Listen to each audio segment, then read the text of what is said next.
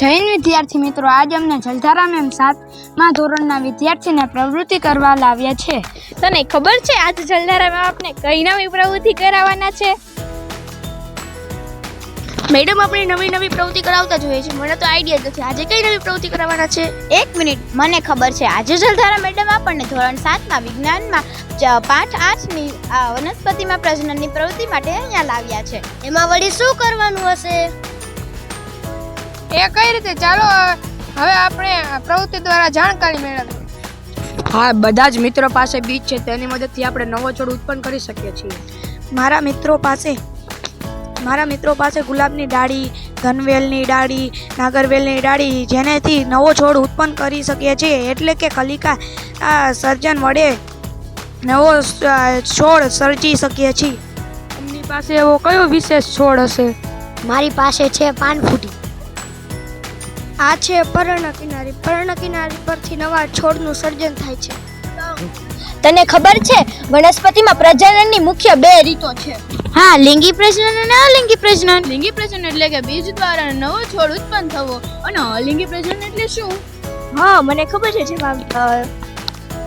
જેમાં બીજની જરૂર પડતી નથી તેને અલિંગી પ્રજનન કહે છે. જેમ કે ઘનવેલ અને ગુલાબ તેના કલમ દ્વારા ઉગાવવામાં આવે છે. હું કહું, મને ખબર છે કે વનસ્પતિમાં ભાગો દ્વારા તેમના પ્રકાંડ, મૂળ કે પર્ણો દ્વારા નવા છોડ ઉત્પન્ન કરી શકાય છે. ફૂટી, પપૈયું, ચણા, મગ, સાકરટેટી, ચીકુના બીજ, ટમેટાના બીજ, લીલી બદામ અને સક્કરી, જીરું, મરચાના બીજ, લસણના બીજ, દોડવાના બીજ, ભીંડાના બીજ, થોર, ચોરી, રાઈ, મગફળી, મેથી, ગુલાબનું છોડ, બીટ અને ધાણા, સૂકા વટાણા, ગુલાબની કલમ, બાજરી, આમળા, ઘઉં, અળસી, ધનવેલ, સ્ટ્રોબેરી, બોર, અખરોટ. પાનફૂટીના પર્ણની કિનારીએ કલિકા હોય છે, તે નવા છોડનું સર્જન કરે છે. મારી પાસે છે બટાકા, જેની આંખ છે. તેને બટાકાને જમીનમાં દાબતા તેને થોડું યોગ્ય પાણી, સૂર્યપ્રકાશ અને હવા મળતા તે છોડમાં રૂપાંતર. તો આમ આપણે આ બીજને વાવીને તેમાંથી ઉત્પન્ન થતા નવા છોડને આપણે રોજ નિરીક્ષણ કરીશું. વાહ, આજે તો અમને ઘણું બધું નવું જાણવા મળ્યું છે. અને વનસ્પતિમાં તેના જેવો નવો છોડ કઈ રીતે ઉત્પન્ન થાય છે.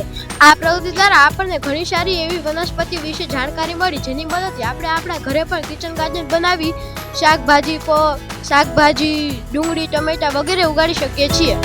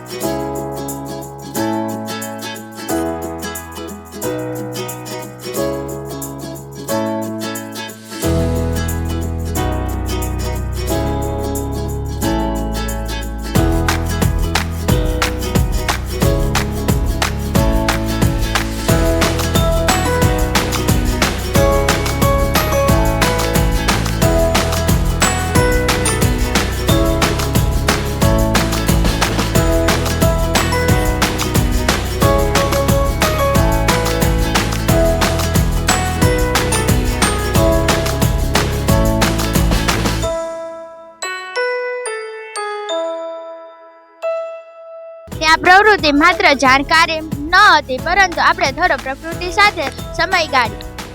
આ પળો કેટલી અવિસ્મરણીય છે, અદ્ભુત. આ પ્રવૃત્તિ કરવાની ખૂબ જ મજા પડી. Thank you Jaldhara ma'am for making our science so interesting and knowledgeable. ચાલો આવી જ રીતે આપણે નવી પ્રવૃત્તિ લઈને આવતા રહીએ.